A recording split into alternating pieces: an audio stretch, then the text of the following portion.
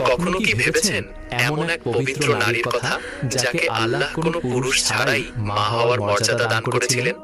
আজ আমরা শুনব হযরত মরিয়ম আলাইহিস সালামের সেই কাহিনী, যা নিজেই কুরআনে বর্ণিত হয়েছে। অনেক প্রাচীন সময়ের কথা। হযরত ইমরানের স্ত্রী আল্লাহর কাছে দোয়া করলেন, হে আল্লাহ, আমার গর্ভে যা আছে আমি তাকে তোমার ইবাদতের জন্য উৎসর্গ করলাম।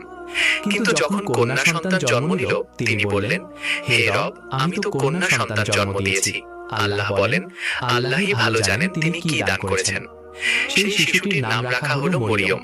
আল্লাহ হযরত মরিয়ম আলাইহিস সালামকে নিজের বিশেষ তত্ত্বাবধানে নিলেন। তার দেখাশোনা করতেন হযরত জাকারিয়া আলাইহিস সালাম। যখনই জাকারিয়া আলাইহিস সালাম তার ইবাদতের কক্ষে প্রবেশ করতেন, সেখানে অমৌসুমী রিজিক দেখতে পেতেন। তিনি জিজ্ঞেস করতেন, হে মরিয়ম, এগুলো তোমার কাছে কোথা থেকে এলো? মরিয়ম আলাইহিস সালাম উত্তর দিতেন, এগুলো আল্লাহর পক্ষ থেকে এসেছে। আল্লাহ যাকে